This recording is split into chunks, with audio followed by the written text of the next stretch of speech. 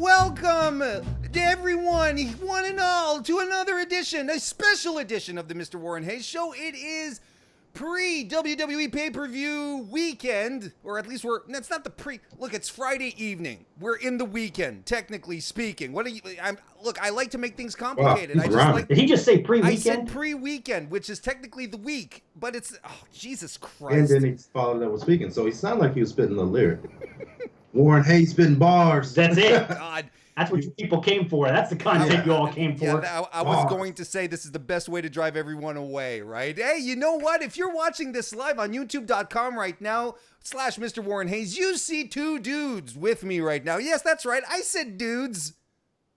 It's Chris Speez and Silky, the benchmark of professional wrestling from the Speez and the Benchmark show. Guys are joining me tonight to talk about Clash of Champions predictions. Guys, how you doing? Well, we'd be doing a lot better if we could figure out this Skype shit. Microsoft, stop changing your shit. Skype was perfect, and then you had to go and jack with it. Can I say shit on the program, Warren? I've already said it twice now. I mean, it's moot point at this point, right? And shout out to JPQ who's saying that I look thinner. It must be the camera.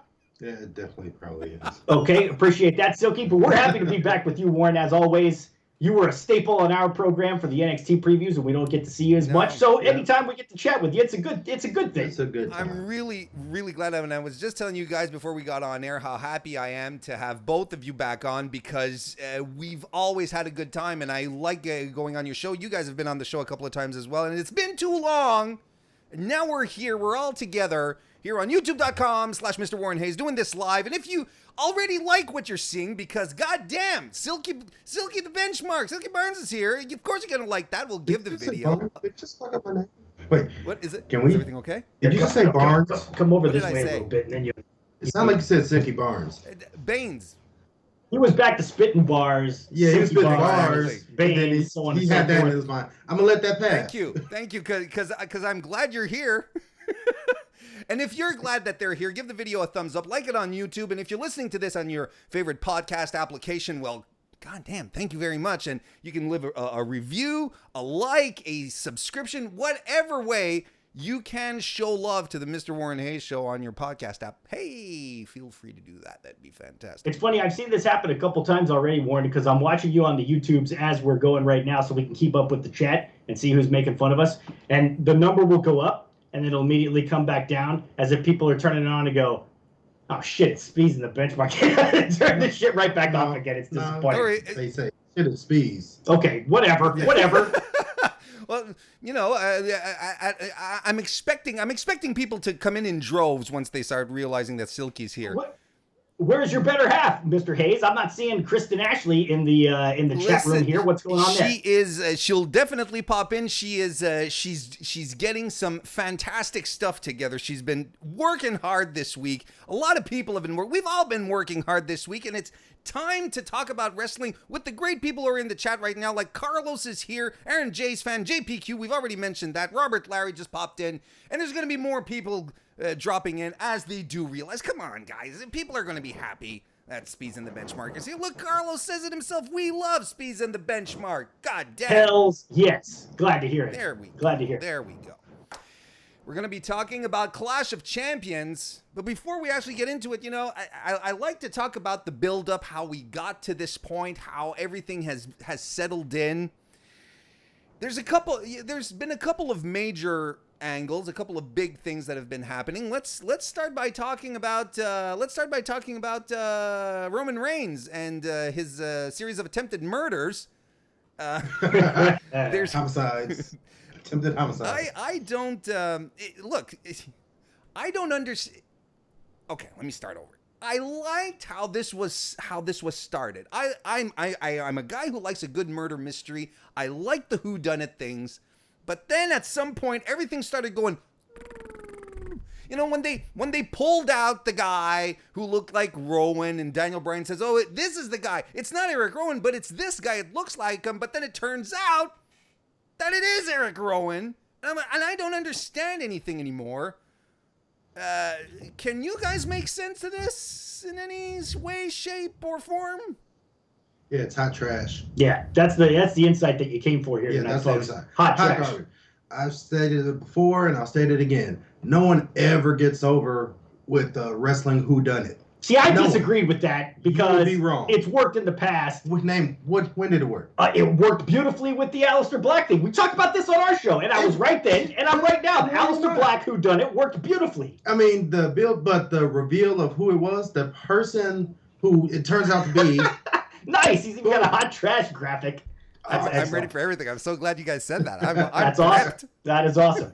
But you're talking about as far as getting people over. Yeah, getting people like Rowan is no more over because of this. We know he's gonna dump this match to Roman Reigns. So at the end of the day, it does nothing. Yeah, for Eric Rowan. It did nothing for Johnny Gargano. Like he didn't get more over as a heel. It was actually a lot of I remember us talking, saying how stupid it was. It was a great build, the mystery part, but the reveal and whoever it is, and they never get over by being a part of the wrestling whodunit. Yeah, it's one of those things, and my background's in movies, for those of you who never watch our show, so I often make parallels to things that happens in movies. There are so many movies that are great premises, but when you finally have to pay it off, that's what makes really great writers and really great directors and really great filmmakers, is the ability to pay off the premise that you've set up. And unfortunately, WWE didn't do that with this one. I thought the setup was nice, and it could have worked out well, but it just didn't. It fell flat, and as a result, I don't know how many people are really interested in this match. I'm not, but maybe they'll prove me wrong. Well, it's happened in the past, but we shall see. See, since we're drawing parallels to the Aleister Black Johnny Gargano thing, I think that the whodunit aspect of that angle was fantastic because it did keep us guessing. They threw in Nikki Cross into the situation where she was like, "Ooh, I know who did it," but then since she's cuckoo nutso, she wouldn't just come out and say, "Hey, it's so and so," and then it dragged out. And I guess the payoff was a little disappointing because we were like, "Why Johnny Gargano?" Right? But here, the thing that bothers me is that this doesn't make sense. It just doesn't. Why did they bring not Eric Rowan and say this is the guy who did it, but then it turns out that it is not Eric Rowan, but actually Eric Rowan. And then Daniel Bryan gets mad at Eric Rowan and said, "You lied to me," but Daniel Bryan and Eric Rowan kidnapped the other guy. They brought him in saying this is the guy, and now Bryan is mad at Rowan, and Rowan's in a where the hell is not Eric Rowan? Where did he That go? guy just disappeared off the earth. He's just gone now. Exactly. Yeah, they probably killed him and disposed of the body. That's why Daniel Bryan's mad. He's now accomplice to 2 crimes. Exactly. Homicide and attempted homicide. Yeah, well, 3 now. So, but yeah, he's running up a litany of charges right now. Yeah, he's gonna have a hell of a record once this is over. But and you mentioned it, and then this is probably one of the matches, and like you guys said, that isn't captivating us all that much because it didn't really get anyone over. It didn't get Eric Rowan necessarily over, and it's put on the card, the Clash of Champions, which is supposed to be all title belts, everything being defended. And we're getting this match instead of getting King of the Ring, which was bumped off the card and put over to Monday Night Raw, the King of the Ring tournament that WWE has been putting over recently as the prestigious tournament, the prestigious King of the Ring. But it's apparently you guys, and I want your thoughts on this, apparently not prestigious enough to be put on your big evening where all the titles are put up for grabs. I mean, I guess it's not a real title. I mean, come on, Roman Reigns is fighting for his life. What's bigger than that? Yeah, of course. It's the ultimate. It's the ultimate belt. Trying to stay alive. And they're probably going to throw back to years ago with the Austin Triple H, and Rowan's going to run away, and he's going to forklift the car up and drop it on its head, and magically next week nothing's going to be wrong with Rowan. Shit like that. So I feel like that's probably going to happen. Yeah, I think so. It's like you said. I would like to see that, actually. It doesn't make sense for this match, number one, to even be taking place, period, because it's not really doing anything for either guy. And as much as they've done to build up the King of the Ring, and we're as big a critics as anybody when it comes to WWE screwing things up, but we do give them credit where credit's due. King of the Ring tournament's been great. I think it's been great. I think some people have been pissy about who's won and so on and so forth. Well, I mean, it's kind of, my thing was it's very lopsided. It's very raw heavy. Mm-hmm. Like, I feel like Baron Corbin's going to win this. And look at the caliber of athletes Baron Corbin went through to get to the finals versus the caliber of athlete Chad Gable tell went him through. what you called the SmackDown side of the bracket. What was it, the Dregs? He called it the Dregs. Yeah, the Dregs was the SmackDown side of the bracket with Andrade and guys like that. One guy, Andrade was like literally the only one on SmackDown when you saw that the Dregs. You're like, okay, this guy might actually make it to the finals, but Dregs, yes. Well, the people who they are a step above the 24/7 title picture. Well, see, well, I would, okay. Yeah, all opinions are fair. All opinions are fair. Let's put it that way. But I will agree that the Raw side of the tournament was much, much better, produced much more quality matches. And it's kind of mind-boggling when you do end up, like, honestly, I only really remember Ali versus Buddy Murphy from the SmackDown side. Outside of that, everything has been either forgettable or just angles. It's just been angles. I thought the Raw side was far superior. Yeah, they did a great job with it. I still say, and Kyle King and I talked about this on Wednesday. I'll be interested to see if you guys agree. Putting Baron Corbin in the final against an up-and-comer underdog like Chad Gable, that place is going to be going absolutely ballistic for Chad Gable. Everybody hates Baron Corbin, and that's how you get somebody over. So I'm hoping he gets over majorly if he pulls off an upset and wins King of the Ring, and Baron Corbin gets over majorly by squashing Cinderella and putting her back. I mean, the best way you could possibly end it is Baron Corbin cheating to win, and Chad Gable, still he's going to come back and get his at some point. But hey, it's been a great thing for Chad Gable, and props to him. I mean. It's nice to see another. They've been doing a pretty good job of showcasing guys that if we'd said 6 months ago we're going to be showcased, we probably would have laughed. Guys like Cedric Alexander, guys like Chad Gable. Being able to put guys like that at the forefront, I think has been great, and those guys have done a great job with it. Absolutely, and I'm actually looking forward to the finals because Baron Corbin works really, really well with smaller guys. This is something that we have discovered over the past 4 to 5 months. With the smaller guys, he works really, really well. I want to say hello in the chat to the bunch of people who just dropped in, including, notwithstanding, but also, most importantly, Kristen Ashley. How you doing? We have Hobo Angst who's here as well. There he goes. Boot to the Face is here as well. We got Get the Tables Angles, 1001 OF clips. How you doing, everybody? Well, 1001 of clips. Of clips. OF, because it might be initials. You never. It's Marion Watson. It's Marion Watson. He used to be Marion Watson. Now he changed it to something weird. But anyway, glad that he's here. Yes, indeed. One last thing that we just want to touch on before we start talking about predictions: Braun Strowman, Seth Rollins. They're in a feud. They're in a tag team. They're getting along. They're champions. They're sort of getting along still.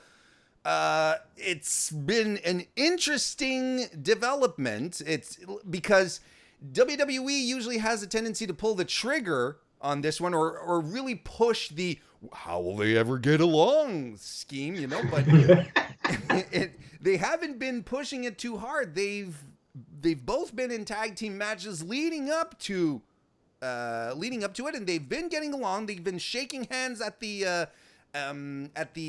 shook hands at the contract signing. I don't know what to think. Like, it's interesting because it's new, but it's also terrible. Very, very terrible. Ordinary. Terrible. Yeah, it's terrible. Like, I just don't like it at all. I mean, right now, it's not a champions. I want to see a tag team title match, right? A good one. And when you think about it, both the champions and the challengers, this is only going to be their second tag team match. They've been in multi-man matches, but really Ziggler and Robert Roode only really had the tag team turmoil match, which was a travesty that they won that thing. Just a thrown together tag team. It was just ridiculous. The whole thing was a travesty. I say you're wrong, but this one you're very much right. I'm not opposed to them getting the shot. I just don't like how they got the shot. And build them up. If this was where you were going to go, we should have been having a couple months ago them tagging together. Mm-hmm. So at least, like, this just made the whole Raw tag team division look like shit. Yeah, you just shit Like, on your tag team division all of them. yet again. Like, all these teams that had multiple years, even the B team in Hawkins and Ryder, Yep. who are, you know, literally the dregs. They have years of tag team experience together, tagging together. And you get these guys who literally seemed like that was their first match as a tag team, and now they're the number one contenders. And then you have Rollins and Strowman, who in their first match together win the tag team titles. Exactly. It just rinse and you repeat. have two teams that literally have, this is really their second tag team match. Yeah, and when you either way you come out of this event, still not really giving a shit about the tag teams. Right. Over on the Raw side of things. So it's lose-lose. I would be interested because of the caliber of athlete that Ziggler and Rude are. I would be interested in them getting the titles because I feel like they can have matches on par with like the Revival and the Usos. You know, they're that good that you put them with someone, they can gel and have these great and possibly bring. Like, let's not forget that fucking Sheamus and Cesaro, the Bar, started off kind of similar, just thrown together. They worked out all right. And they worked out great. So it just would be nice to see them take the tag team division seriously more than a couple weeks at a time. You know, it's just... I mean, that facts, but that's neither here nor there. It's hard to get fired up for a match when you say to yourself, okay, no matter who wins this, I'm still probably not going to give a shit. Yeah. And that's not a way you build to a match. So it's and it's also that this match is just subterfuge for the main event, which is Rollins. So that's another reason we inherently aren't going to care about who actually wins this match, because of the fact that we know if they win, it's probably going to be some schmozzer where Rollins and Strowman aren't in sync and they capitalize. And now we have more anger because now you're going into this match after losing the tag team titles. So now there's more heat for the title match at the end of the night. Agreed. Absolutely. Yeah, it just seems like a means to an end to get you more interested in a relatively lackluster, Universal Championship match as well. I agree. And just to add on to what Silky was saying, I'm whereas the creation of Rude and Ziggler together it was terrible but the whole tag team turmoil thing, as we established very clearly, was terrible. Bobby Roode is a fantastic tag team wrestler. Like, he has had his time in TNA/Impact as Beer Money. Yep. I mean, all the way back to Beer Money. He's fantastic. He's a fantastic tag guy. So, if you're talking about putting those two up against the Revival, I'm like, sure, absolutely. Rude has the capacity to pull it off. But on top of all what you were saying, there's not a lot of things that I'm very, very old school in. I don't mind when things advance and change, but to me, two singles... He likes the flippy guys, is what he's saying. Anyway, sorry, go ahead. Two singles guys just popping in together, then suddenly defeating seasoned tag teams. It doesn't work for me. No. It doesn't work. Totally agree. Well, I mean, to counter that point, which is a good point, but if they win the tag team titles, they're not being the seasoned tag team because, again, this is only their second match as a tag team. Exactly. I want to say hello to Amber Golf, who joined the chat. 1001 of clips. Got it right this time. Agrees 100%, but he says he's ready to move on how they got together as long as they're doing good things for the tag division in 3 weeks. And so, absolutely. I mean, if they can pick that up. Carlos says WWE main roster tag team division is bad. That's an understatement. A major understatement. That's actually true. And Hobo Angst says it's better to be in a 15-minute match and lose than in a 5-minute match and win.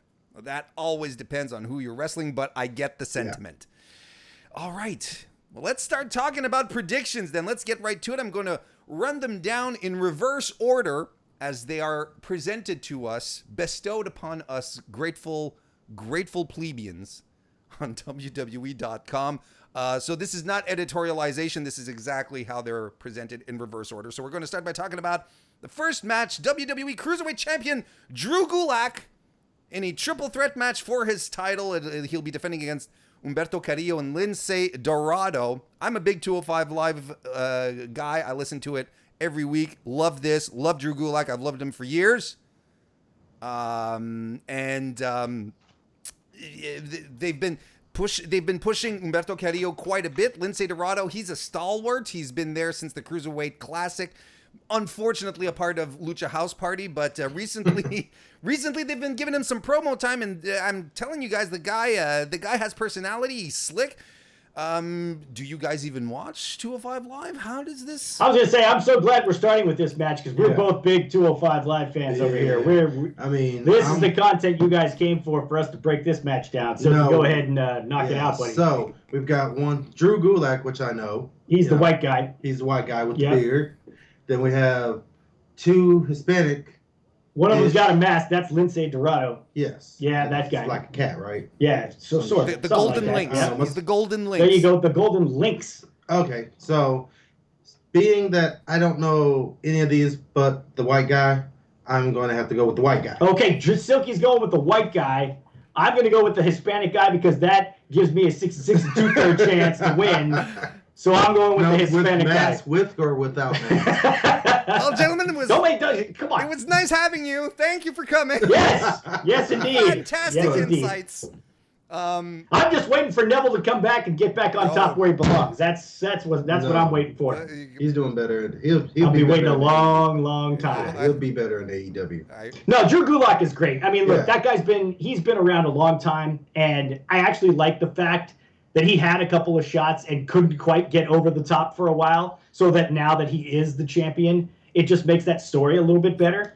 And I agree with you about Lince Dorado. All three of those guys, and I give them a lot of shit because I'm a huge Revival fan, and they had to dump to the fucking Lucha House Party for a few weeks, and that was just absurd. But listen, those guys are fantastic athletes. They're always a lot of fun to watch. And the Cruiserweight title match, I have a hard time thinking back to one where I didn't say, why the fuck was that not on the main card? That was such a good match. I mean, those guys, you're absolutely right, Warren. They kill it. They are kicking ass. And I really don't like the fact that we don't get to see them on regular TV, and then subsequently we don't get to see them on the pay-per-view. It seems like if you're trying to build that show, let them show up on the main card of a pay-per-view once in a while and say, hey, this is the shit that you're missing by not watching 205 Live. I'd like to see it. Generally, the people who watch the pay-per-view, they're going to watch the pre-show. And so fans are still, a lot of people are still seeing what they have to offer on 205 Live. Now, when they were on the main show, I remember people bitching and complaining about, the Cruiserweights being on the main show and, how it felt so separate. It felt forced. And then they went off and they took it away and they just gave them kept them to their own show. But sadly, it's just so much wrestling. Honestly, I don't watch 205 Live just because I don't have a chance. You're lucky on a week when we were doing the show twice a week, if I carved out time to watch Raw and SmackDown so I could do this show. Exactly. So my one job was to pull the weight and actually watch all the programming so that keep up with everything. Yeah, and sometimes you were bad at that. Anyway, but that's, I think, one of the things. I think it's going to be a great match. I still go with Gulak just because I don't watch it. So, and I'm joking when I say I don't know who the other two are. I know who they are, but I just don't see him dropping it so soon. Yeah. 205 Live has they're kind of rinse and repeat. And that's another reason why I kind of don't watch. Is the champion's going to win? He's going to literally beat everybody in the division. And then it's going to be one of the challengers that comes back around. They did it with Alexander. They did it with Murphy. And now they're doing it with Gulak. Yeah.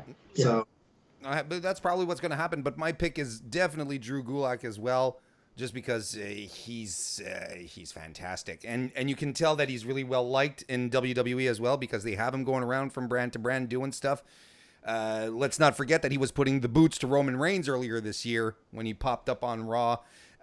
So that's something. But yeah, I mean, it's going to be the cruiserweight, the cruiserweight match. It's going to be fun, but I don't think Drew Gulak is dropping that title anytime soon.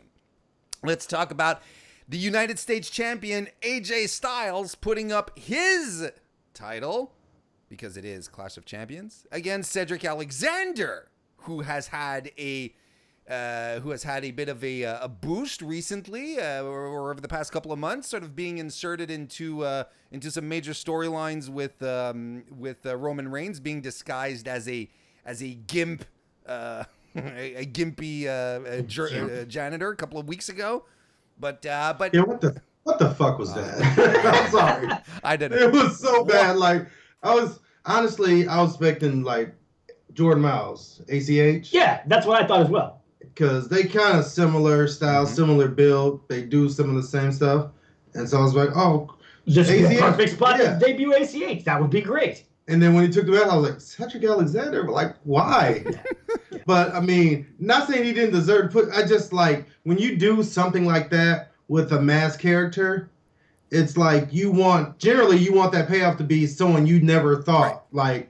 Not never thought, but someone new. A new character. Yeah, a surprise. Yeah. It was not a surprise to see same old Cedric Alexander, and then he like lost and unmasked. So like it was all like I didn't. If he would have had that quick 1, 2, 3, and then pulled the mask off, big pop. Cedric Alexander gets over big time, but you lost. So it takes a lot of the steam away for sure. Exactly. I mean, at least they've done something with him. At least he's come back, and he's had some fantastic matches on Raw. Had a good match in King of the Ring. I mean, I didn't think he was going to go as far as some people did. He wasn't long for that tournament. But yeah, because it's Baron Corbin's thing. I mean, we kind of had that feeling. But yeah, listen, I give Cedric a shot in this match. I still think AJ Styles is going to win it. Yeah. But again, it's another really great showcase for Cedric Alexander. Listen, I wouldn't complain in the slightest if he won, because again, I think it's a new guy that you can push and you can get out there in front of the fans. I don't see him getting the victory just because, again, I kind of wonder at this point.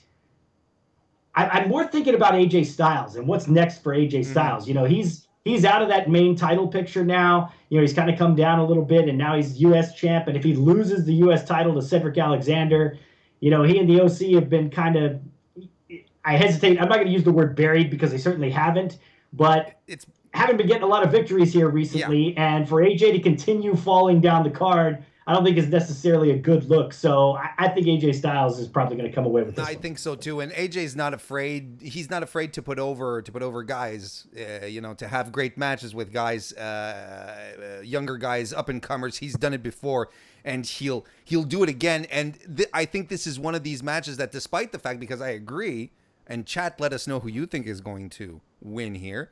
But I do believe that this is a match where AJ is going to win, but it's going to be one of these matches where the loser is going to come out looking better than when he did come in. I think that if they're given a little wiggle room, that it's not a 5-minute match, and they let the guys stretch their legs, so to speak, I think as fans we're going to be in for something good. But I also think that Cedric Alexander, even if he does lose, I think he's going to end up looking better than when he than when he came in. I think it's going to help him regardless. All right.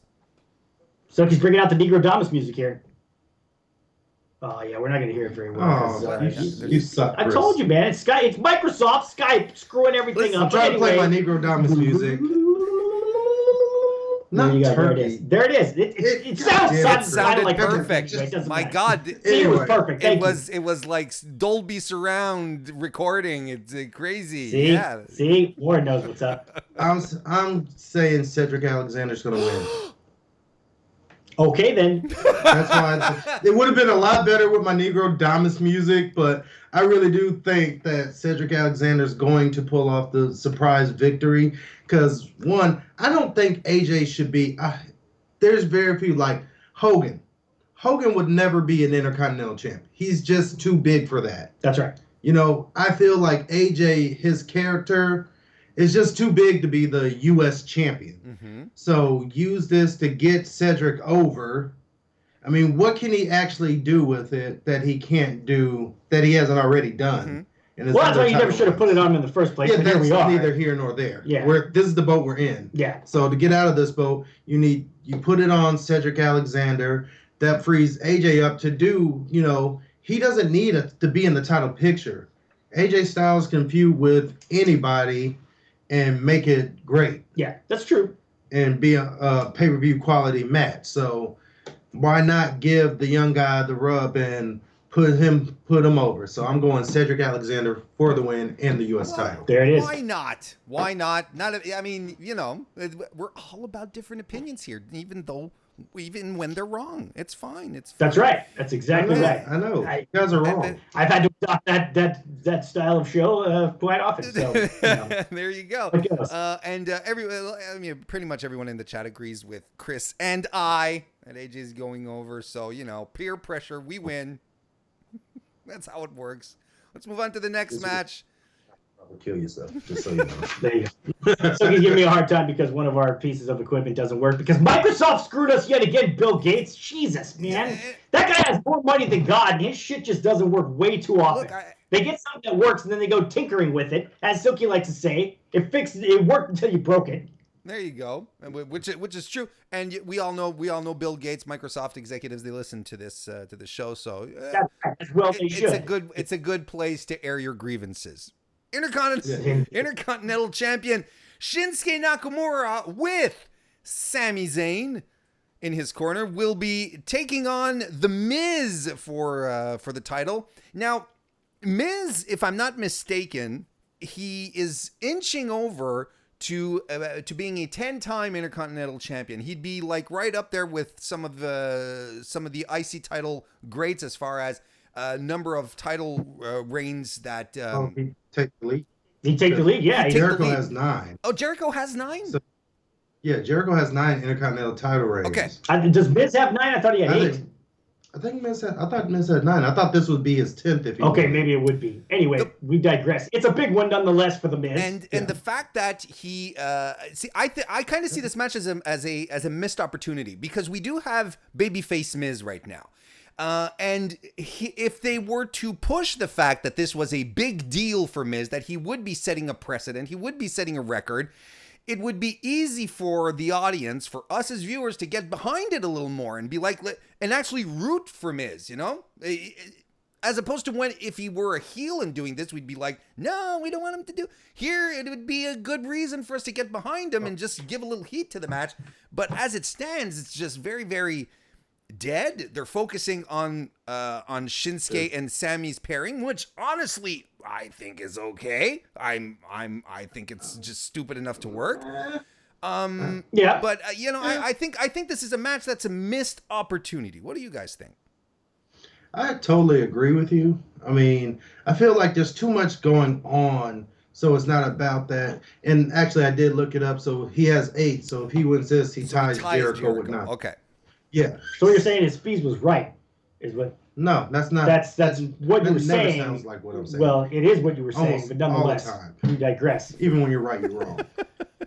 So Speez in the benchmark, folks. This is what we. But it's just too much of everything going on. Like it's a title match. It shouldn't be about like Sami. I just don't like Sami as mouthpiece. Even though Shinsuke does need a mouthpiece. Mm-hmm. Yes. But get a real fucking manager. Shinsuke just needs to be on TV more. He just fell off the earth after he won the IC title. Yep.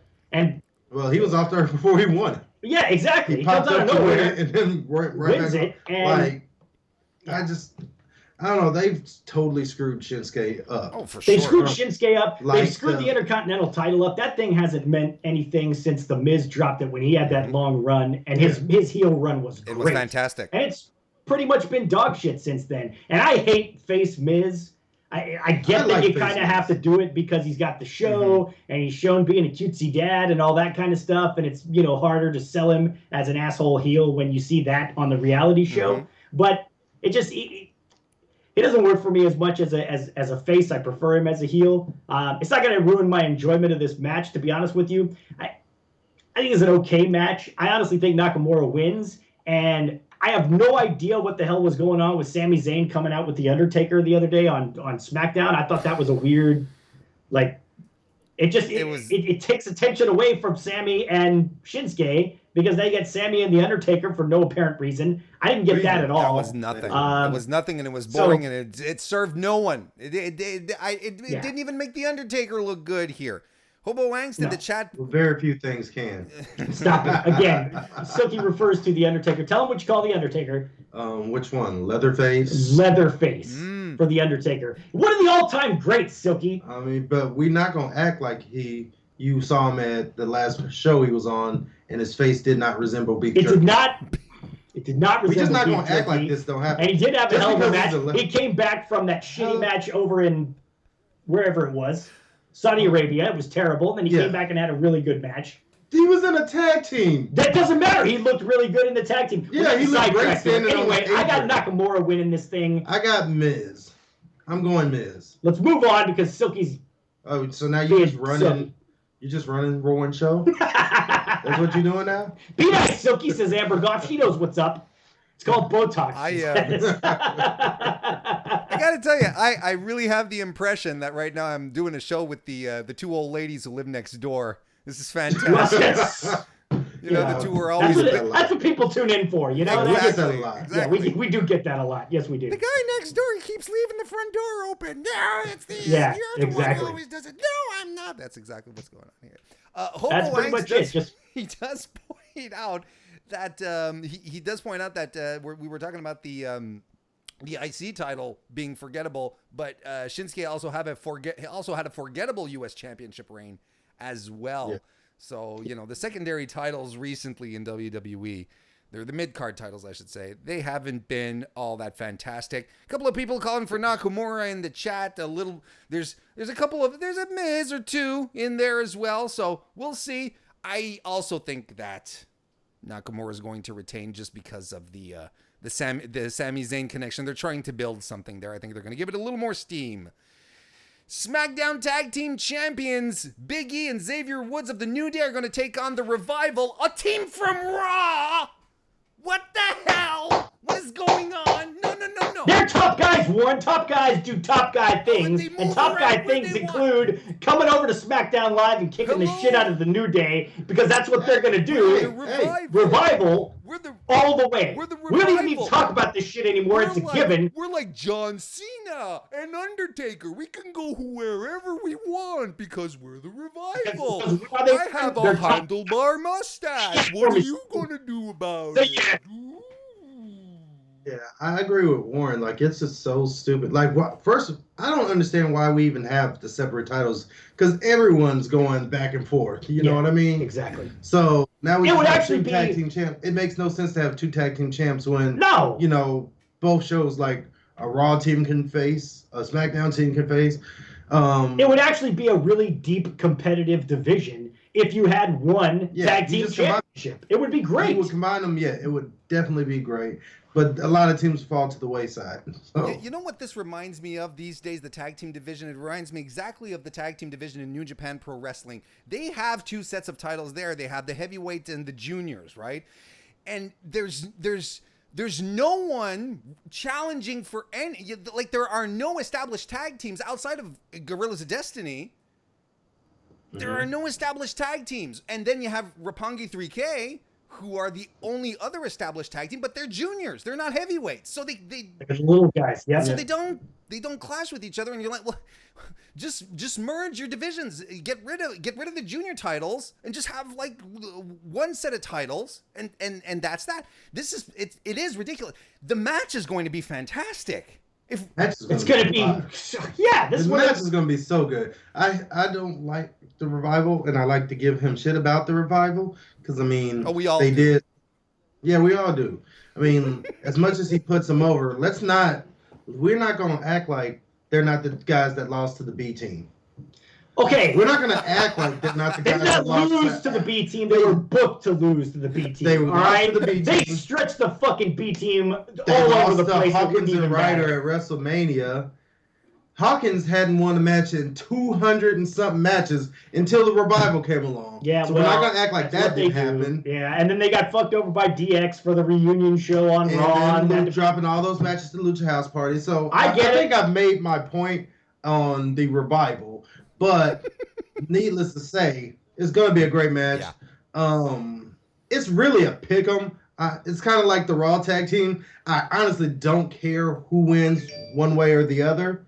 But since we're doing a prediction, so I'm gonna just say New Day, Black Power, Wakanda. Oh shit! Here we go. It's got to be the revival. It's got to be the revival. And of course they're dumping to all these other teams because they can put other teams over because they're so fantastic. That's why you put them in matches to lose to these other jokers, the dregs as you call them, because they can make the dregs look fantastic. That's why they are one of the best, and it's not the dregs, one of the best tag teams in the world without question. And it's about time they're back on top where they belong. Revival win, NXT, Raw, and SmackDown Live tag team champions. Put it on the resume. It's going to happen this Sunday. In the chat. There's some New Day. There's some Revival. I think there's a. I think it's a hard one to call, and it depends where they want to go. But if I'm booking the entire show, I'm having the New Day drop the titles. I am, and there's a reason for that. There he goes. But we'll get to that later. There's a reason in my logic for this, but. Honestly, what's up, TJ Ridgeway? Good to see you, sir. He said hello, friends, and he was very excited about it, so I wanted to make sure to greet him right away. Good. He did just pop in. That's fantastic. I know. But I mean, I think it's about time. Honestly, I agree with you, Warren, in that it's probably about time for them. But Wakanda forever. So Wakanda forever. I gotta go with there. You go. That's it. All right, another tag team title match is going to happen, this time for the Women's Tag Team Championship. Alexa Bliss and Nikki Cross are going to defend against Fire and Desire. T-Rose and Sonya Deville. That was amazing. That was great. That's a new sounder for us. Anytime we talk about that, we go with that. That's awesome. You can clip it, or I can record I can do just an MP3 just for you guys. Send it our way, man. We'll use it definitely. I'm going with Fire and Desire. You're going Fire and Desire, just because Rick James and Tina Marie fan, and I like Fire. That's a great song. So I'm going with them. You picked the team that sounds like a Rick James song. No, ideally we come to these programs so that people will see the type of content that we have to offer and say, oh, I might want to go check these guys out. This seemed pretty cool. And the shit that you're giving them is, I'm going to pick the team that sounds like a fucking Rick James song. Well, I mean, it doesn't sound as sexist as saying they're hotter, so I'm going with them. So Holy which one do you want? Which one do you want? I think it's got to be Alexa Bliss and Nikki Cross, and here's why. I love the direction that they've taken with those two. I know several people haven't because they're impatient and they can't wait for the inevitable breakup that's coming. I can, and I think it needs to build and simmer a little bit more because I can't wait for Psycho Nikki Cross to be unleashed on the main roster in WWE when she finally flips out and realizes that Alexa's been using her all along, and then we just turn Nikki Cross loose. I think that's going to be great. What I like here, and I agree with Chris, what I like the most here is that we were all expecting Alexa and Nikki Cross to fall apart. What was it before SummerSlam? What was the pay-per-view before SummerSlam? I can't remember. But we were all expecting them to break apart before that. That the turn was going to happen. That Nikki was going to turn, or Alexa was going to turn on Nikki, and then we saw it coming. But no, and like we said it earlier, when we like to give WWE a lot of shit because we expect a lot out of them. But when they do something right, when they do something surprising, let's give them credit. Here, they're doing something that none of us saw coming, that we didn't expect to work either, because this duo, this pairing, is actually really interesting. It's working really, really well. They play off of each other perfectly. I think there's more to tell to this story. I think it, like Chris said, for the inevitable, because it's Alexa Bliss. She's eventually going to do something dastardly to Nikki Cross for sure. So what I think it is, just the fact that they haven't pulled the trigger on this, I think they're going in for a longer run than maybe a lot of us were expecting. And I think that I think that Bliss and Cross are going to retain as well. Go ahead. Let me ask you something. Okay. Do you think that the tag team titles are even necessary for that? because I feel like they're not necessary to get this story over with Nikki and Alexa. Because I think it really needs to be about eventually the women's championship. I think right, but I don't think. Go ahead, Warren. Sorry. I think it adds to it because when it does happen, they're going to look. We're going to look back on it, or they're going to look back on it. They have the possibility of saying, "Look, we were so solid together. We were tag team champions together. We were a true, legitimate duo. We were friends, and we were able to make it work." And somehow everything just fell apart. And besides, on top of that, on top of the storyline thing, Silky, what else are you going? Who else are you going to put the tag team titles on? You know, like. Well, I mean, I didn't think you should have, or you should have actually gave the Iconics an actual run and not made them lose every fucking match they were in. That would have been good. Mm-hmm. Or Bailey and Sasha when they first won. Have him win and not actually lose every match they were in. Yeah, exactly. But here we are, like you said. I think Alexa and Nikki are the only ones who actually won a match as tag team champions. Here's the thing. It is an interesting thought because, again, in thinking ahead towards the inevitable split between those two, it looks like the most obvious way to split them up is for them to lose the tag titles. But if they were somehow to stick together through a tag team title loss, and build that thing even longer, then the blow up would be that much bigger. And I'm not saying when I say Mandy and Sonya for the win, like that's because I expect them to go. I expect them to keep them together even if they lose the titles to Sunday, and go for the long run because I really think it has to be about the whichever SmackDown or Raw Women's Championship. I think it's essentially going to end up turning where Nikki starts pulling ahead, and that's when you truly start seeing Alexa, get jealous. Yeah. When Nikki starts grabbing for that brass ring and getting closer and closer to a championship match, and that's when it happens. So I still call Mandy Rose and Sonya Deville to win this match, but only because, because take your pick. Reasons. Take your pick. Because they're hotter, or because the Rick James connection. The Rick James connection. Here's the tat sleeve, Kristen Ashley. Yeah, I was going to say. It's all movie related. I'll have to show it to you some other time. But hang on. Whoa, calm down there, soldier. Showing off your tattoos to my girlfriend. Hang on a second. I have tattoos. I have my logo. Bam. I'll send you some pics in the DMs there, Kristen. There you go. Okay, all right. We're going to have to show everyone blocked and reported on 25. In the chat, people. Come on.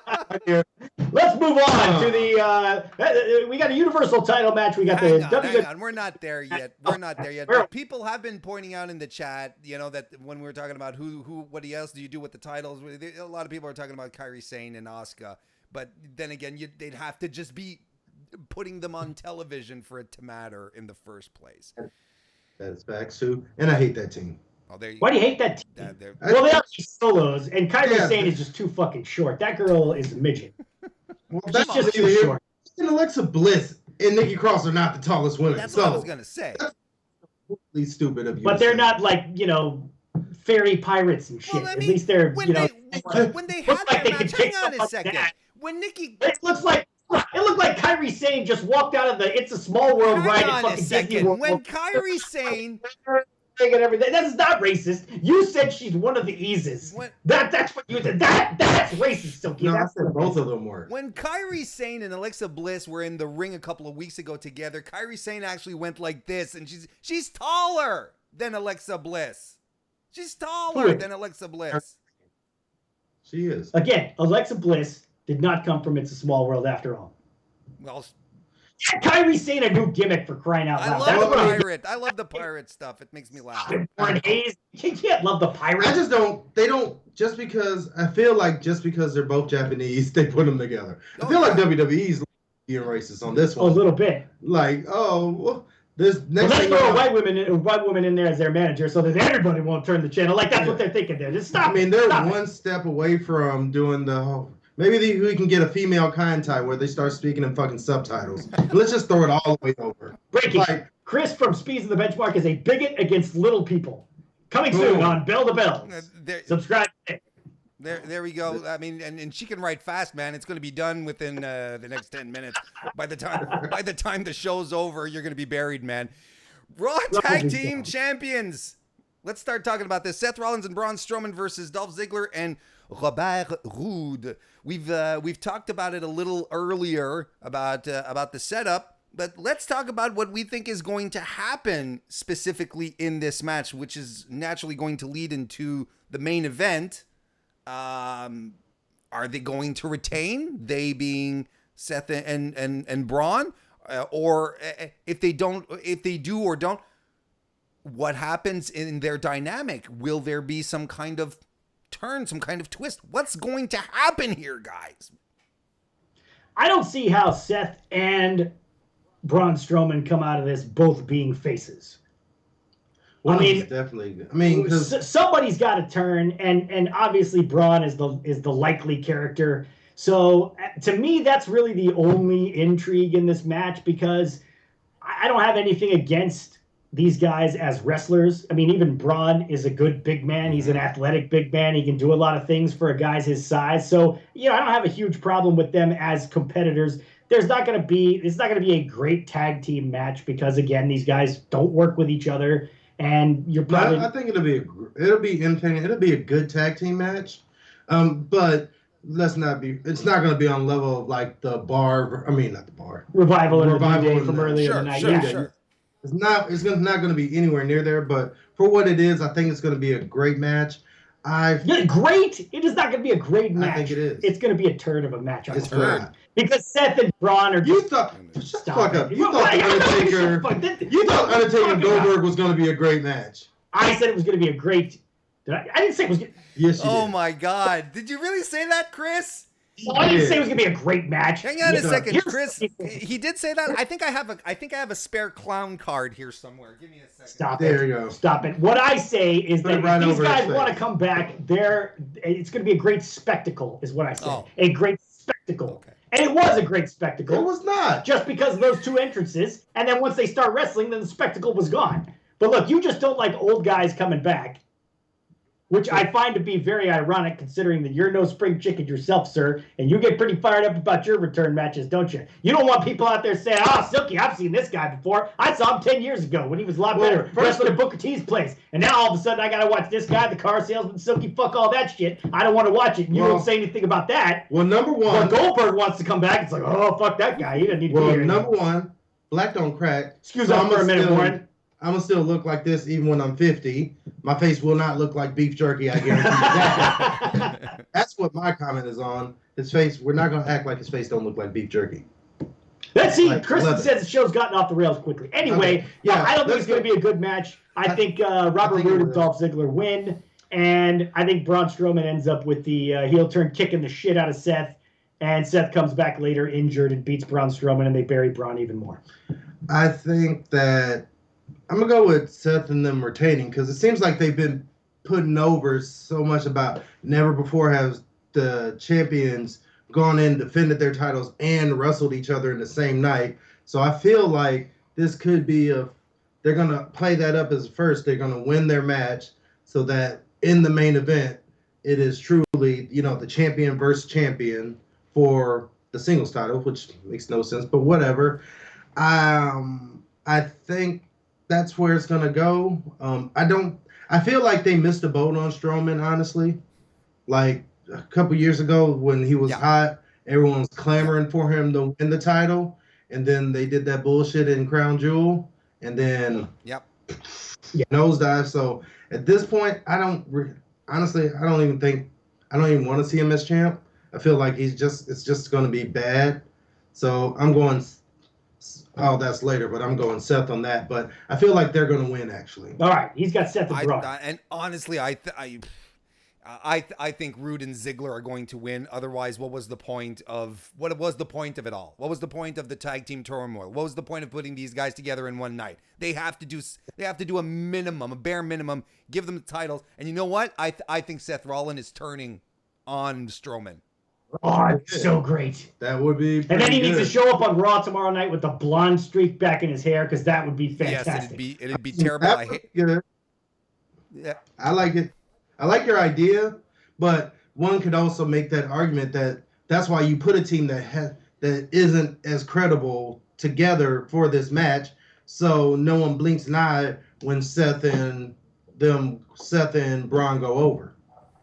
You can make that argument too. Fair enough. Next match that we are going to be talking about is the SmackDown Women's Championship.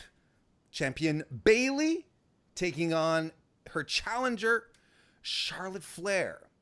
There's a lot of stuff to unpack here, I think, in regards to Bayley as a champion, as Charlotte being having been positioned as a contender once again.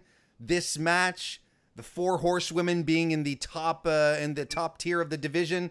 Let's just start with these two here. Let's just start by talking about it. I think Bayley's reign has been fine. I think that, she lost a little momentum out of Money in the Bank, where I thought she was really super hot. I think her cash in was fantastic.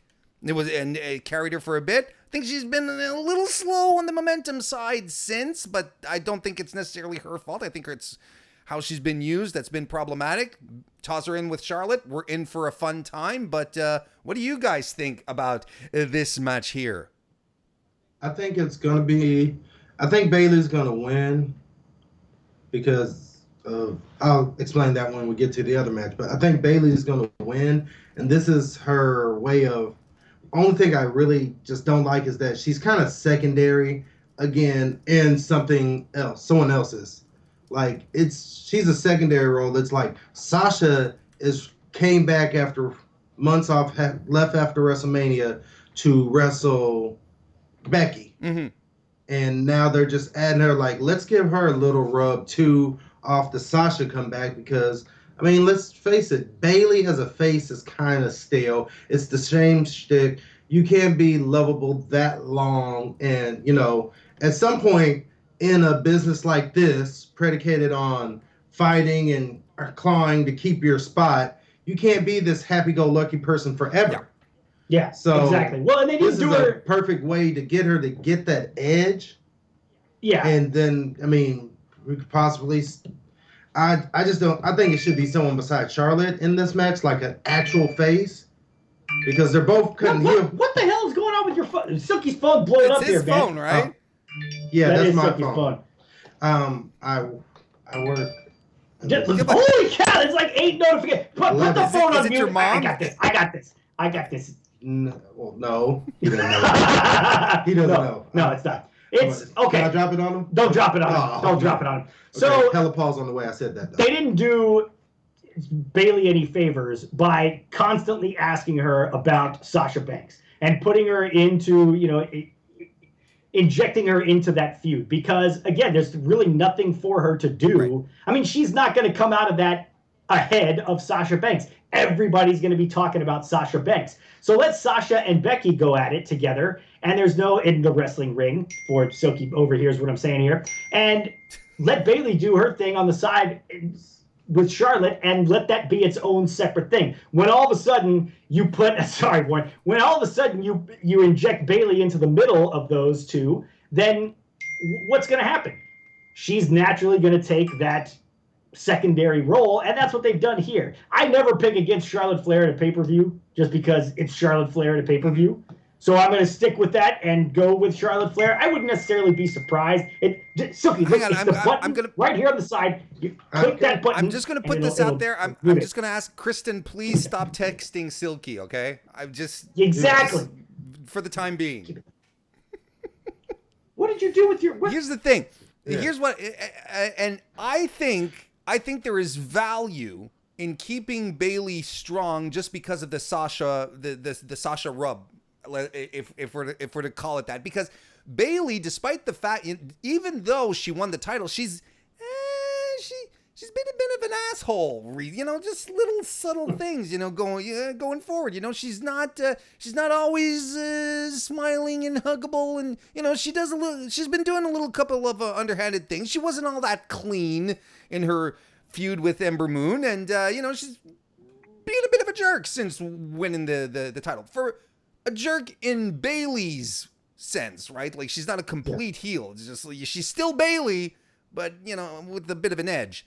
So basically, I think that there's value in continuing this a little more. I think there's value in having her get a real legitimate win over Charlotte because, well, Bayley hasn't had a big legitimate win since winning the title. She hasn't had that one big win that helps put her over ultimately. That helps cement a bit that helps cement her run. It's the horsewomen. They're friends. They're all working for each other. Ultimately, we saw it on Monday. Bayley was a goddamn workhorse on Monday. She did everything in that match. She put everyone before her. She ate the bumps. She did the work. I think that she's coming out on. I definitely, honestly, I don't think Charlotte gives a shit. Like in real life, you know, like I don't think she cares really another championship run or not. I don't think she cares. I think there's value in having stronger women in the division outside of just Becky and Charlotte. And I think it's important that WWE builds in that direction. I agree with you. I really don't like the fact that she's basically using the other title to justify her title. Like, I want to make sure that this title is what people talk about. You know, it's lived in the shadow of the Raw title, but it seems like, why would you just don't bring up the Raw title? Yeah, exactly. You're basically going out there and saying that my title right now is inferior, and I'm just trying to make it less inferior. You know, put some prestige on it. But just don't say that your title's inferior. Yeah, like, who cares about what's going on in Raw? And that's kind of how they book it. They're booking it like the SmackDown title is less than the Raw title because here we are, we're talking about the SmackDown match, but we can't help but mention the Raw Women's match. Yeah. But when it comes to talking about that, I guarantee you we're probably not going to mention much about SmackDown because that match stands by itself because of the build and everything. You don't need Bayley. You don't need Charlotte. I'm sure there'll probably be some shenanigans where they end up getting involved, but like as far as straight build, that match stands by itself. Whereas Bayley and Charlotte need that Becky and Sasha match to even be relevant on this card, in my opinion. By the way, tinyurl.com/tipwarren. Tip him. These bills need to get paid, people. So there it is right there, the website. Chip in a few bucks. Yeah, I'm saying to myself. You know, it helps. It certainly helps.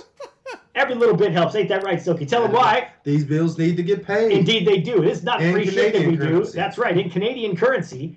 And so make sure you chip in and help out. I don't know the exchange rate. So I don't know the exchange rate either, but, you know, it's got to be. I don't know, paying maple syrup. Whatever. Something like that. Exactly. Right. That's exactly. Everything gets converted ultimately into maple syrup here. Either maple syrup or poutine. It doesn't matter. It's either or. We need money for our hockey pucks. Next, let's move on. We're going to talk about the only match on the card that does not involve a title in any way, shape, or form. Roman Reigns versus Eric Rowan. We've talked about the angle previously. We talked about the angle. Silky. Yep. That is true. We talked, but I thought we agreed that this sucks and no one cares. Silky was hoping you were just going to blow right by. But we can float right by because I think we said pretty much everything we had to say about this setup here. Yeah. I think it's the least interesting match on the card. I think that this is a Raw main event at best. And that's that. I don't know why it's here and not the King of the Ring finals where everyone has been much more invested in. It's a no disqualification match. I did enjoy their brawl on SmackDown, but not enough to really get me excited about it. Roman wins. What do you guys think? Roman wins. It'll probably be a little bit better than we anticipate just because it's a no DQ match. And Roman puts on better matches than a lot of people give him credit for. Yeah. So, you know, I think it'll be a little bit better than we normally, or excuse me, it'll be a little bit better than we're anticipating. Still don't think it's going to be a great match, but I agree with you that Roman wins. Yeah, I put it like this: if you watch our show, you know my disdain for the 24/7 championship. I'd rather watch a 24/7 championship. Holy cow, that's saying something. Than this, because I mean, you can't get into a match when you feel like there's just no way the other guy's going to win. No one in this world thinks that Rowan's going to win, and if you say Rowan's going to win, you actually think that you should kill yourself. Just stop it! You cannot. Well, my button doesn't work, so I told you I had to say it live. You cannot say that. I'm sorry, YouTube mods, whoever's watching this. He is not actually. Yeah, I'm not suggesting that this happening. Yes, actually please do kill not. yourself. Listen, unless you actually think that. Stop it! If my channel, he did not say that. If my channel gets taken down, we'll know exactly why, guys, and I'm coming after you with the full force of my lawyers. Trust me. I say it all the time on our show. It's fine. Good to see the queen there in the chat. Nice to see you, ma'am. But yeah, just stop talking about it. Let's move on to the next one. Roman Reigns wins. There you go. We all got Roman winning. And Aaron J's fan, of course, agrees. He says he says Roman, of course. Haha, joke. It's Roman is going to win. He actually says that this should be a squash. Roman needs to beat the shit out of Rowan.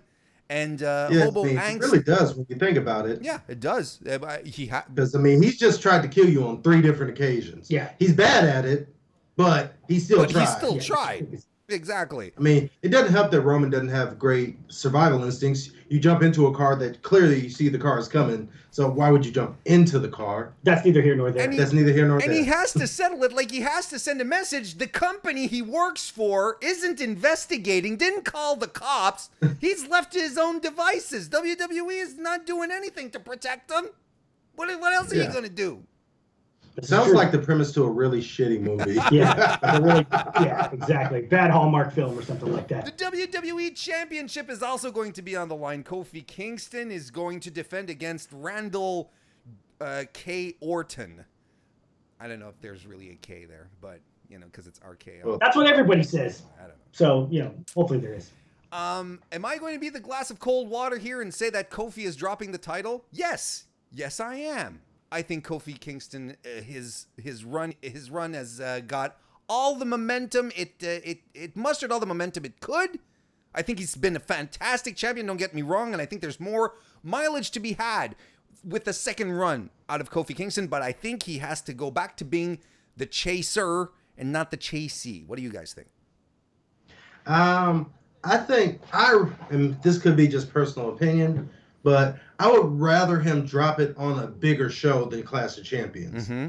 And, maybe build this to, Survivor Series is right around the corner, a couple months away. Build it to Survivor Series, have him drop it there.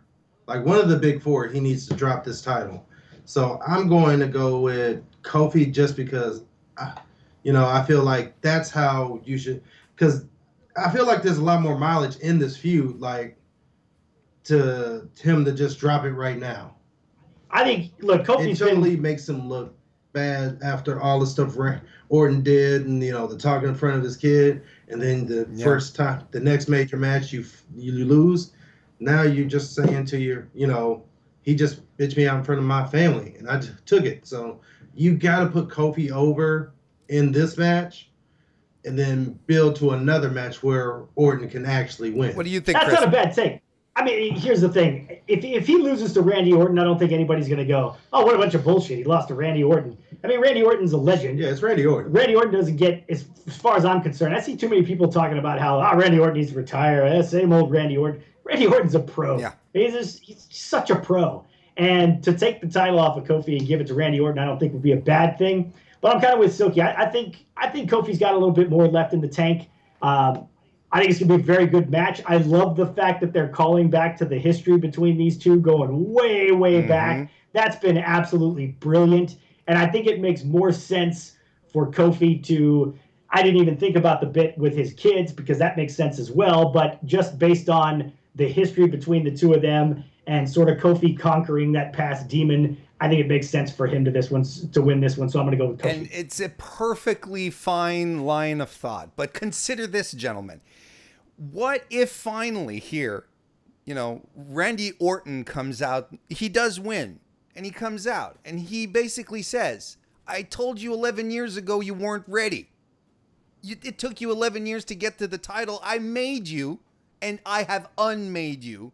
I own your career, Kofi Kingston. Dudes, I have goosebumps just saying it out loud. It would be fantastic. And Randy Orton is the guy that he's the type of character, his personality would just drive that home in the most sinister way possible. It would be fantastic. And then add on top of that, remember earlier on, I said the Revival were winning the titles. And then FT RKO draped in gold, baby. There you go. They look fantastic as a trio. You cement the trio. Then you move into something like Survivor Series or even Hell in a Cell. You get Hell in a Cell where you have the New Day versus FTRKO. That'd be amazing as well. Yeah, I think this is a well-booked match because you can make a solid argument for either guy to win. Yeah. And I'm going to be thoroughly interested in where both guys go once the match is over, no matter who wins. So this is one that I'm really looking forward to. I think it's going to be a really good match. But storyline-wise, I wasn't particularly thrilled with the outcome of the previous match on the pay-per-view. I really did like the outcome, like the DQ, because but now looking at it, looking at the fact that it's gotten us to this point, then you go, okay, well that made sense because now I'm much more invested in this as a fair fight where I could see either guy winning. I don't think Orton going over in that previous match would have gone over as well, but if he does on this one, you can say, oh, well, look at what happened last time. He was right there. I feel like it makes Kofi look a little bit weak. I think he needs to win this one, at least, if no more than for the family and stuff. And I like his idea, but WWE tends to cock things up. Sure. So they'll probably do something stupid like have Kofi win, still have the Revival win, and then have that 3-on-3 Hell in a Cell winner take all. Something silly. Which I'm not a big fan of, like multiple titles, a tag title and a singles title. Yeah, in the same match, being on the line in the same match. I hear you. Well, anyway, we'll see what happens, but we're still on Kofi. If there's one thing we're in agreement in is that this whole storyline has been it's been well done, it's been compelling, rooted in history. It makes sense. We like it. We'll see where they move on with this. Here's another interesting one. The Raw Women's Champion, Becky Lynch, who is, by the way, Chris Spizak's favorite wrestler, versus Sasha Banks. I'm gonna let you guys carry this one off. Go right ahead. Well, I feel like it's time now. I think Becky Lynch, the man, it's over. Like it needs. She's got to drop this title. It's one of those, what's Courtney say? How can I miss you if you don't go away? How can we miss you if you don't go away? So I think she needs to take this loss. She needs to take that L real quick. And who just went away? Sasha Banks just went away, and she comes back, immediately gets a title shot. Yeah, so she goes back to the drawing board and can reinvent herself and maybe even come up with something even bigger and better than the man. Because no matter what he says, the man character was immensely over. And at first, I thought it was great. I still like the whole idea of it. But it just, once all the stuff with Ronda played out, it kind of was like flat, one note. Yeah. Yeah, here's the thing. Here's my thing with Becky Lynch. I loved Becky Lynch as a face. I thought she was great. And it was so unfortunate that they couldn't find a way to make that character work and get her in the title picture more often. Let's face it, in the build-up to SummerSlam, when she finally turned on Charlotte and this whole man character came around, she just wasn't around at all for such a long period of time. So there's no question the gimmick was over with the fans. I just was never really a fan of it. I think I see what they're trying to do with it. It just didn't resonate with me personally. I think one of the reasons why everyone felt that it kind of fizzled out after WrestleMania is it lies entirely on the shoulders of WWE, who had failed up until that point, up until WrestleMania, to build any other type of contender for Becky, or even if it had been Charlotte or Ronda who won, WrestleMania. There were no other women. There were no one else. Sasha was gone. Bayley wasn't credible. They had essentially murdered the personalities of both Bailey and Sasha throughout 2018. So the problem, that's why we got bloody Lacey Evans and Charlotte after not Charlotte and Becky after WrestleMania, because there was no one else. There was no one Which else. I did like. I did like the idea of hello. How Lacey you Evans. doing? Yeah, no, he's still there. He just got real quiet all of a sudden. I thought he was answering his phone. He's used to me trying to talk over him while he's talking, and so when he gets quiet, he's not used to it. All right, but I did like the idea of Lacey Evans being a challenger, and for a hot second, she looked like a legitimate threat, and then she of course started she wrestling. Lost. I like her wrestling. I like the women's right. It's an awesome finish. I hate punches as finishers. I hate them all. I hate big shows. I hate punches as finishers. They're stupid. But go ahead. I mean, that's neither here nor there. But after she lost that, she went straight back to obscurity. I forgot I was watching, I think, Raw from last week, and did she wrestle? She wrestled Natalia. Whatever show she wrestled Natalia on, and I was like, oh shit, she is still with the company. Yeah. I shouldn't be saying that about the talent. That's how little they build and about up. Somebody who was in the main title picture. Yeah, like literally a few months ago. I'm with Sports and Things in the chat. I just don't see. I mean, not that I don't see it. I don't want to see them waste Sasha's comeback. Right. It would be great. It just makes sense for Sasha to come back, turn heel, kick ass, and win the title, and have a reign at the top. So, based on what away from Charlotte, keep Charlotte away from her. Exactly. So, but I agree with you. I think they don't waste it. I think it's time. It's just time for Becky to lose. And give me heel Charlotte as the champ. That's where I'm going. You mean heel Sasha? Heel Sasha, Charlotte. Sorry. And the same type of logic that I applied to Kofi applies in my case to Becky here as well. I think that Becky as a chaser would just be refreshing. It'd just be a nice change of pace. And like Aaron J's fan pointed out in the chat when we were talking about Lacey Evans, they had to rely on a rookie, to help to help move this along. Again, it's not necessarily Lacey's fault. I think, it's all a question of bad decisions. WWE painted themselves into a corner. That's what they had to deal with. This is what happened, essentially. Right. So basically, what are we saying here? We're saying Sasha. Are we all agreeing on Sasha here? We're all agreeing on Sasha. That's fantastic. Good on us. See, I'd like to teach the world to sing in perfect harmony. I'd like to give the world a Coke and keep it company. What was it again? I don't remember. Coke and a smile. Coke and a smile. That's right. That's right. Universal Champion, the main event, the Universal Championship. Seth Rollins and Braun Strowman, tag team partners, who will now be facing off in the Universal title picture. I said it earlier. I think Seth is pulling the trigger. I think we're getting a heel champion because as far as heels go on Raw, guys, and I want to get your thoughts here. As far as heels go on Raw, there's AJ, there's Baron, but outside of that, there aren't really any major main event level guys. McIntyre, well, he's hurt, but McIntyre. But he's not. Is he considered a main event guy? I could see him in the main event.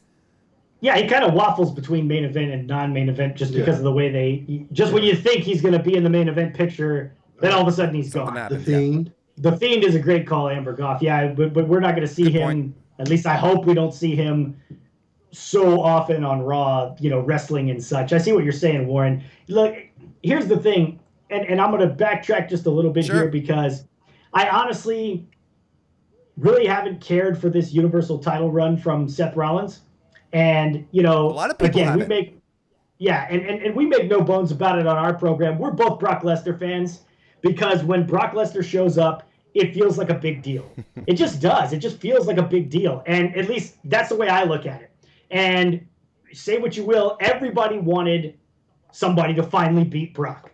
And so people were invested in the match because they were like, finally, is somebody going to finally beat this motherfucker and get the belt off of him? And that, to me, is what it's supposed to be like. It's either that's what you want.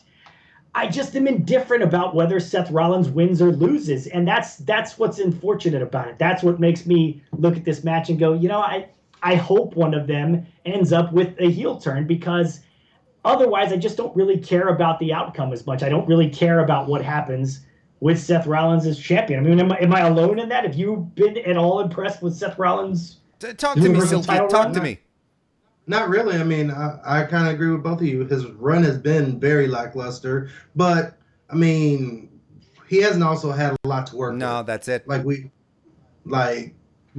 You basically blew your wad on this match to get the title off Lesnar, which I thought was fucking stupid, to have him take the title off Lesnar, only to lose it to Lesnar, only to build back to take it back off Lesnar. And then once you did that, like I say, while you're doing that, when you're booking, a little insight from what I do in wrestling, I book shows. You do? While you're booking your champion, you also have to make sure you're booking one or two other people strong, so that when you come out and you've crowned this new champion, there's like 2 or 3 people waiting right there that are already on that level.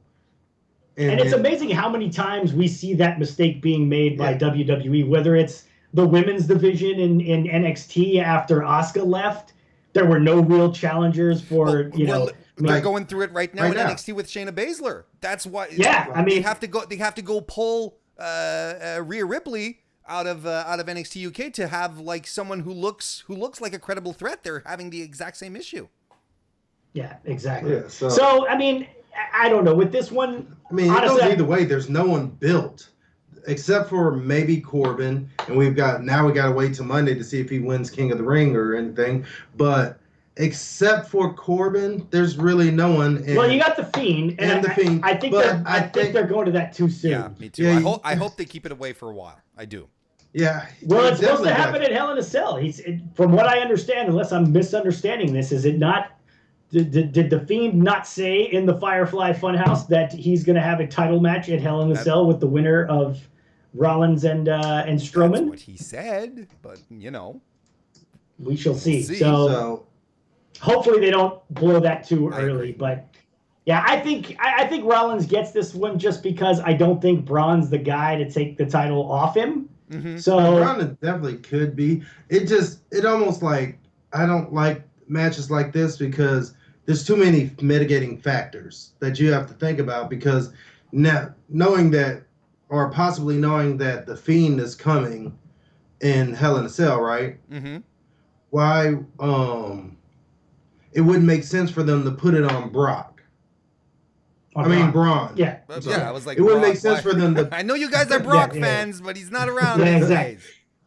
But it wouldn't make sense for them to put it on Braun, because you've got to build this Fiend character. You have a very rarely in wrestling do you get a redo when you have fucked something up so royally. And now he's reinvented, and now we're all back on the Bray Wyatt "this is awesome" train. Even more so than before, I would argue. Yeah, I mean. And so you can't fuck it up by having him lose. So, I mean, they did great with his appearances as the Fiend. The match with Finn Balor I thought was done well. Mm-hmm.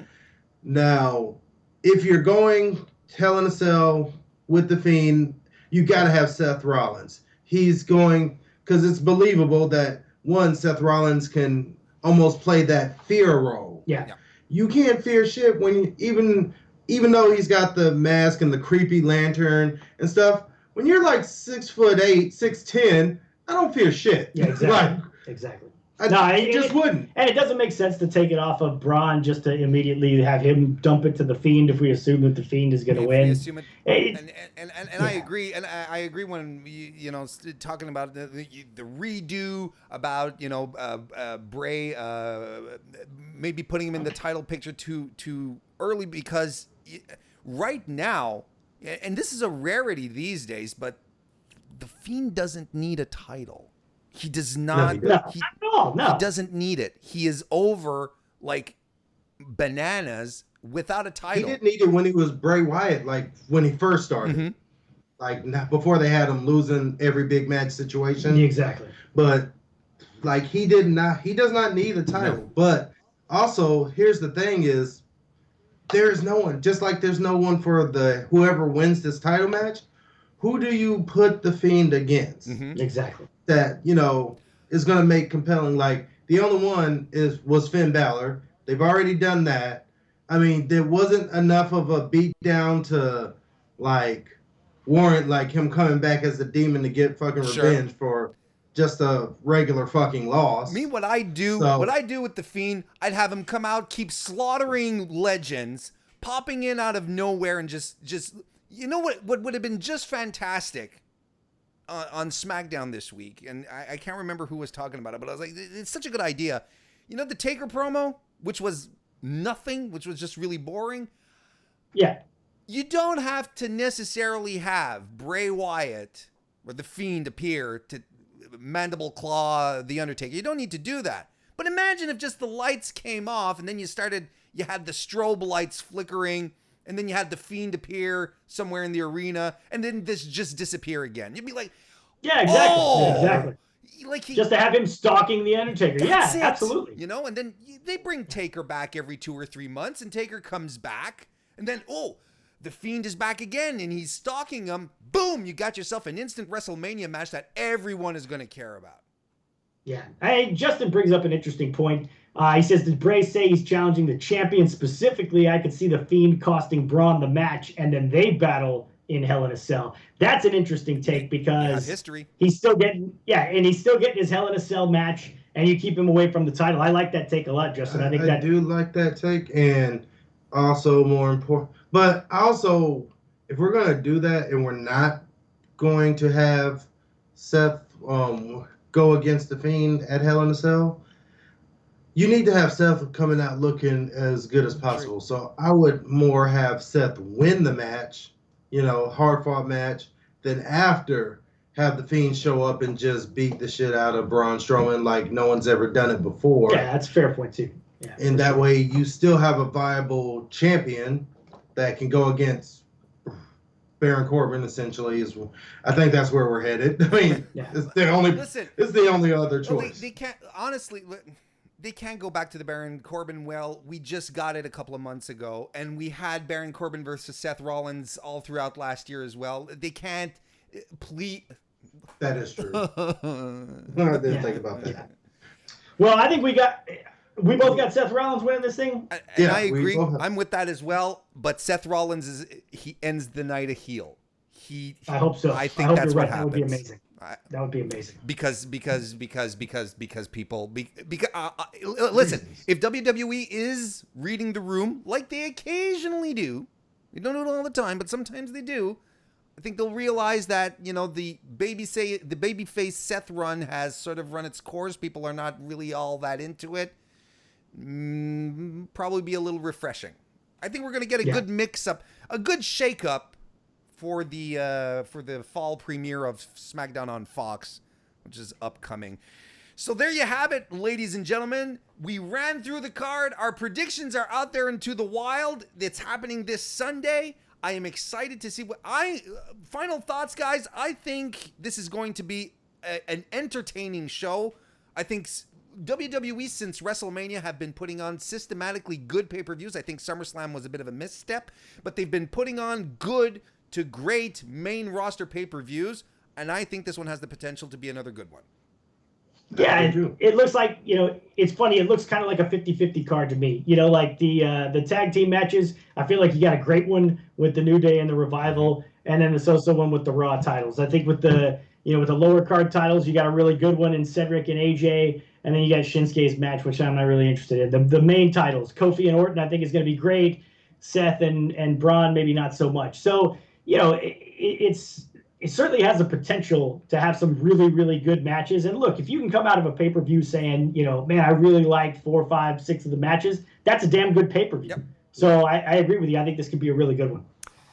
Gentlemen, I want to thank you again for coming over. It felt like old times. It was like just putting on, that old smelly New Balance sneaker that you love so much. Just slides back onto your feet. That's you. And they wear New Balance in Canada. We don't wear them down there. That's it. That says 90 minutes, Warren. Yeah. Started streaming 90 minutes ago. I know. Props to all you people in the chat who listen to our bullshit for 90 minutes. We would have started Holy earlier. Cow. Oh, that's all right. If somebody, yeah.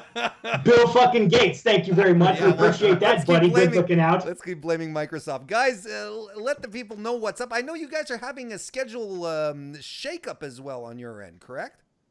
Yes, Silky is kicking ass, as he often does, in the shoot job as well. So they're moving him around a little bit with the shoot job. So we're normally Monday, Wednesdays. We are still Monday, Wednesdays for the time being until SmackDown starts its Friday run. And then we will move to Mondays and Fridays. But for the time being, you can catch us on Twitch, twitch.tv/Speez Benchmark. And you can catch us on Twitter @Speez Benchmark as well. Silky's with me on Monday nights.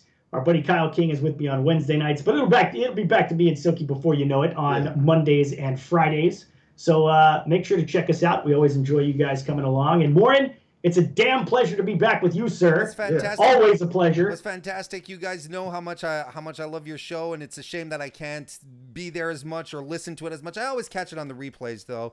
But these guys have a fantastic show. Super fan interactive. Do check them out. I thank you both for joining me. Thank you, everyone who popped into the chat this evening on your Friday evening to listen to all of us talk about something that we feel we know about. Wrestling is what I'm talking about. That is the most awesome outro. Yeah. And then we're going to leave it as such. Excellent. Thank you all, everyone, for popping in this evening, and I will see you next time.